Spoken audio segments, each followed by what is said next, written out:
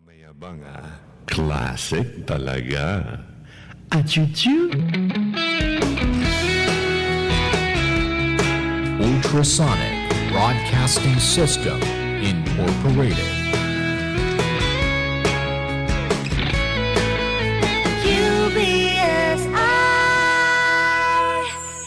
UBSI. Informing and entertaining Filipinos since 1998. Energy, energy, energy, energy!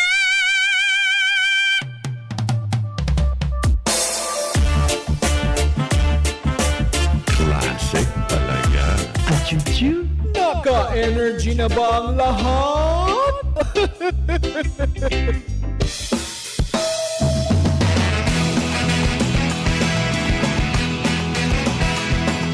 Ang pinakasikat na FM.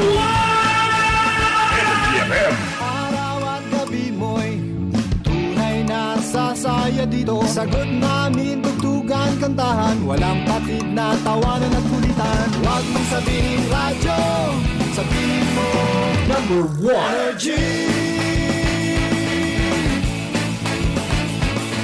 Ito ang number 1, 06.7 Energy FM. Sa bahay, opisina, kotse, taxi at jeep. What? Tricycle, FX, basta masigip. Okay, ah. Palengke, internet, plaza, karinderya. Energy FM, nagbibigay saya. Huwag mong sabihin radyo, sabihin mo Number 1. energy. Pangga, energy kaibigan mo. Pangga, energy ang numero uno. Kaya't pumangon na at isigaw mo. Same, pero iba. Huwag mong sabihin radyo, sabihin mo energy. Naka-energy na ba ang lahat? Lagi-lagi. Ang nag-iisang girlfriend mo sa radyo, DJ Lindsay. Ang pinakamakulit na girlfriend mo sa balat ng radyo. Isang magandang morning sa inyong lahat. Ako pa rin po nag-iisang girlfriend mo sa radio. My name is Lindsay. Makulit, pero may puso. Handang makinig sa mga kwento mo. Alam mo, feeling ko kailangan mo na siyang iwan kasi it doesn't make sense. Ang kwento sa lihim ng liham. Mahal kong Lindsay. Hindi ko na po patatagalin pa ang kwento na ito. Gusto ko lamang pong humingi ng advice. At gusto ko lamang pong itanong sa lahat kung valid ba ang nararamdaman ko. DJ Lindsay, nagka-carpooling po ang boyfriend ko papasok sa trabaho niya.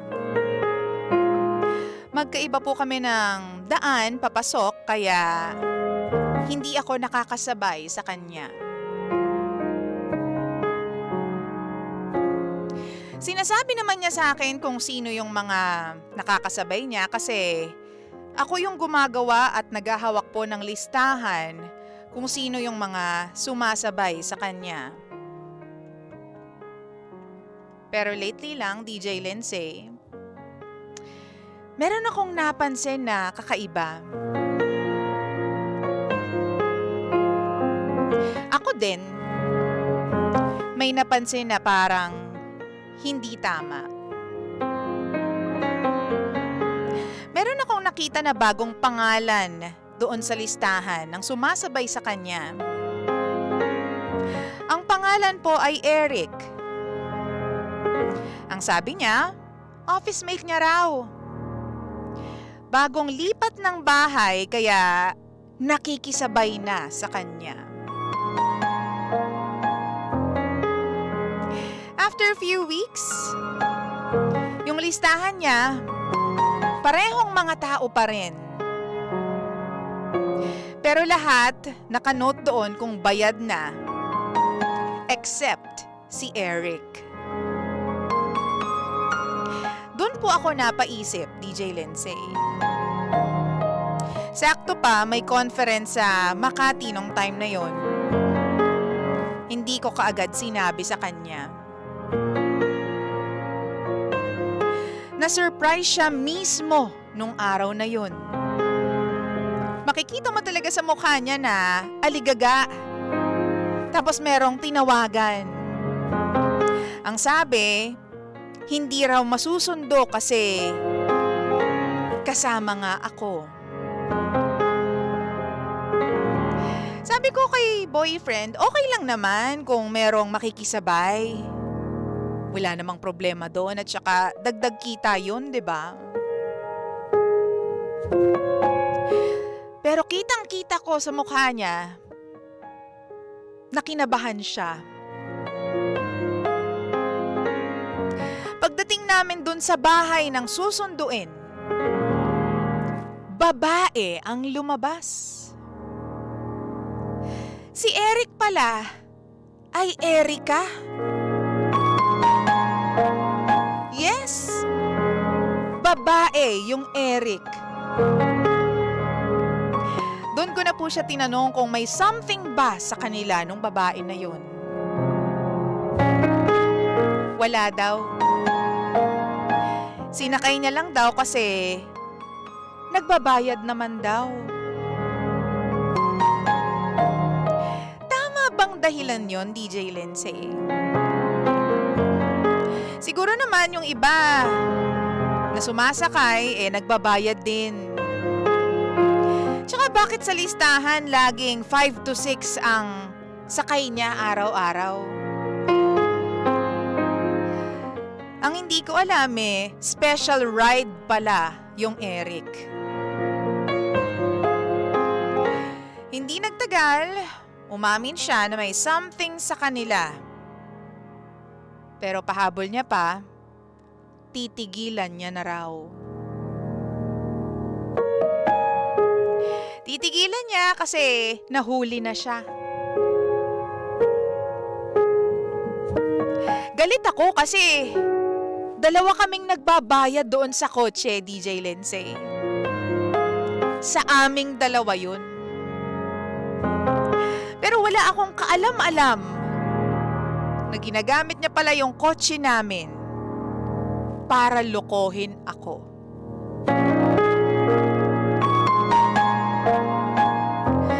Ngayon hindi ko po alam kung anong dapat kong gawin. Hindi ko rin po maintindihan kung anong dapat kong maramdaman.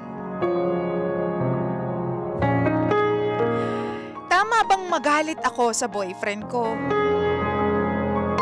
Tama bang umalis na lang muna ako sa bahay namin? O baka naman dapat baliwalain ko na lang. Hindi ko po alam kung anong dapat kong gawin. Kaya sana matulungan niyo po ako. DJ Lindsay, ito po ang lihim ng aking liham.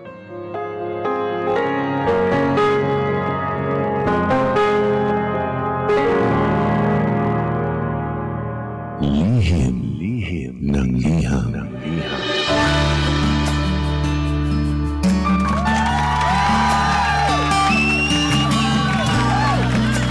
Si Eric ay Erica pala. Uy, gusto mo yun. What a plot twist. Actually, hindi naman well, hindi ko rin in-expect na gano'n yun nung una kong mabasa yun. In fairness naman.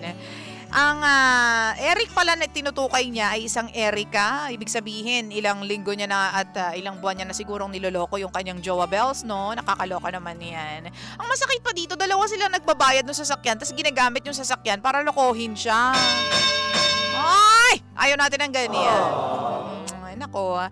Ay, naku, ano bang gusto mong sabihin sa akin? Paano nga ba ang dapat gawin? Ano bang dapat gawin itong ating letter sender for today? Halika na at puntahan mo na kami sa aming Facebook page, facebook.com/energyfm1067. Mahal ko pang ako, baby ko, ha? And nga pala, kung gusto mong balikan yung aming mga past episodes ng Lihim ng Liham, there are 2 ways. Pwede nyo pong puntahan yung aming Facebook page, tapos hanapin nyo po yung gusto ninyong episode. And then, pwede rin naman sa YouTube, okay? type nyo lang po Energy FM 1067 para mabalikan nyo po yung mga dating kwento natin dito sa Lihim ng Liham. Tapos, yung iba ding programs ng Energy FM. Okay? Para mabalikan yung lahat-lahat yon dyan po sa aming YouTube channel. Wow! Diba? Kung ikaw yun nasa ganyang sitwasyon, paano? Anong gagawin mo? Magagalit ka ba? O bababayaan mo na lang ba? Total, hindi mo naman alam kung kailan nag-umpisa, kung gaano kalalim yung kanilang alam mo yung attachment sa isa't isa. Ano na ba nangyari? Ano na bang meron? Oo, di ba? Anong gagawin mo? Kasi ako parang pag ginawa sa akin yan, madidismaya ako syempre. Tapos baka sagasaan ko silang dalawa. Hindi ka magiging violent, Lindsay mo. Hindi ko rin alam. Siguro aalis ako doon sa bahay. Oo, alis na lang ako sa bahay kasi pinaglololo ko mo naman pala ako. Dito mo na lang siya patirahin. Total, parang hindi mo na siya sinusundo. Pero kukunin ko yung part ko doon sa sasakyan. Kayong dalawa na lang yung magbayad. Diba? Para wala na tayong kuskus balungos, bakla. Oo. Magsama kayo nung Eric na yun. Erika pala yung pangalan. Tinatago-tago pa. Diyan ako natatakot sa mga pangalan na ganyan. Mga orb na yan. Oo. Tapos kapag sumagot sa telepono, babaeng boses pala. Ay, nako. Sabi dito ni Vance, parang si Ninang Rovicel bumili ng motor ng jowa niya. Pero yung escabeche ang kaangkas ng jowa niya. Huy, seryoso ba? My goodness. Sabi ni Georgie, pa-shoutout naman daw. Anong shoutout po? Juju on the road ng Emping Band, Bis Rock Cebu. Hello, Emping! Wow! Napakagaling na banda niyan from Cebu, Emping. Sabi pa dito, valid naman yung nararamdaman mo, te. Ipa-bless mo na lang yung sasakyan kasi malas po yun. Hugasan mo ng asin, na may tubig. Tubig pala na may asin, baliktad. Tubig na may asin. Isprayan mo yung buong loob para mawala yung malas. Sabi naman po dito, naku, good morning po, DJ Lindsay. Kung ako po sa kanya, aalis na lang po ako para ma-realize po ng boyfriend ko na hindi basta-basta yung panlolokong ginawa niya sa akin. Who knows, baka mamaya may nangyari na sa kanilang dalawa. Sila lang naman po talaga ang makakaalam. Unless sabihin nila sa akin ng totoo. Alam mo, true. Diba? Kasi kaya lang naman titigil yung lalaki kasi nahuli na. Wow! Kung hindi nahuli, hindi naman titigil. Baka tuloy-tuloy pa rin yung pagsundo niya kay Eric. Diba? At saka, paano mo nalaman kung nagbabayad? Baka nga hindi nagbabayad eh. Kasi di ba doon sa listahan, laging hindi bayad yung Eric? Nakakaloka. Sabi pa dito, well, better find out about it now than later. Mas mabuti pa siguro to just cut your losses at get back what you can as far as your investments is concerned and then leave na lang. Oo, tama. Kasi at least ngayon nakita mo na at saka nalaman mo na kung ano bang karakas ng jowa mo, di ba? Oo, kung sa ganyang pagkakataon, niloko ka niya, what more kapag malalaki na yung mga pag-aari ninyong dalawa? Malaki ba yung pag-aari ng boyfriend mo? Wala lang, nagtatanong lang. Hindi, di ba? Kasi may rason kung bakit tayo magsistick and magsistay with the person we love. It's either sobrang loving sila, sobrang lambing, tapos kahit walang pera yung lalaki, pero alam mo naman at ramdam mo na mahal ka, lulusot eh. Wow! Yung iba naman nagsistay sa relationship because yung lalaki ang bumubuhay sa kanila, 'di ba? Oo. So, nasan ka doon sa dalawa? Oo. Kasi niloko ka na eh, tapos di mo pa alam kung anong gagawin. Oh, kung ako yan, walk out ka muna, bakla. Hayaan mong ma-realize niya, tulad nung sinabi ng isang commenter natin, hayaan mong ma-realize niya kung ano ba ang meron. 'Di ba? Hayaan mong ma-realize na hindi joke-joke lang tong nangyayari sa atin, ha. Hindi porket meron tayong hinuhulugan na sasakyan at nakatira tayo sa isang bahay, doesn't mean kapag nagloko ka, patatawarin ka agad. Ang pogi mo naman. Di bali sana kung kasing pogi ka ni Paolo Abelino, oo. Diba? O, sabi dito ni Ate Lani, just walk out na lang. O, sabi pa dito ha, ang ouchie naman yan, sabi ni Sale Samantha. Ang ouchie naman, kung ako sa'yo, pahinga muna siya. Kasi hindi niya masasabi kung yung pangako ni Jowa na titigilan na niya ay totoo. Kasi yung name nga, ginawa pa niyang boy. Girl, lalo naman pala si ate. Love yourself muna, ate. Pa-shoutout naman po sa asawa ko na si Samuel Makarate. Huwag ka na bumangon dyan, asawa ko. Pahinga ka na buong araw. Oh, yung sweet naman. Huwag ka na bumangon dyan. Milata ka na lang forever. Hoy! Hindi mo siya pahihilatain forever and ever. Sabi naman ni Mitch, wag ka nang umalis sa bahay nyo. Siya paalisin mo, di ba? Paiwan mo yung sasakyan. Huwag ka papayag na ikaw ang aalis. Baka mamaya ang saya-saya, di ba? Kasi ikaw ang umalis, di ba? O nga, baka mamaya itira pa doon yung babae para hindi niya nasusunduin, di ba? O dito ka na lang tumira para hindi na tayo aksayado sa krudo, di ba? Kakaloka. So, kung ako yan, bumitaw ka muna. Oo, sabi ni Wapo ako, bitaw ka muna girl, bawiin mo yung auto, 'di ba? May martilyo kang ipupukpok mo sa ulo mo. Oo. If you continue with that height of martyrdom, it's not worth the effort and sacrifice. Magkakaroon pa ng kasunod yan. Oh. Why do I say this? Because I've done it before. Multiple times because of the convenience offered by the car. Pag no more car, tingnan natin kung magagawa pa niya yung panloloko na yan. Sidecar naman. E-bike naman. Masundo lang, no? Minsan naniniwala kayo kapag komportable na, mas nagagawa tayong lokohin ng mga taong nagmamahal sa atin. Wow! Oo. Minsan kahit pa pinaghirapan ninyong pareho, nakakatakot din kapag nandun na kayo sa rurok ng tagumpay. Kasi, syempre nandyan na yung convenience din, nandyan yung comfort, ganyan. So, nandyan din pumupunta o lumalabas yung mga saltik sa utak ng mga lalaki at mga babae. Pag sobrang komportable, di ba? At alam na mahal kasi may bahay na, may sasakyan na, alam na siguro hindi tayo maghihiwalay kahit anong mangyari. Oo, dyan nagkakaroon ng problema. Lumalakas yung loob na manloko. Ganyan. So, hinay-hinay lang din. At saka, just because, tulad nga na sinabi ko kanina, just because okay na kayo pareho at feeling nyo kayo na together forever and ever, amen, it doesn't mean hindi ka na pwedeng bumitaw dyan sa relationship na yan.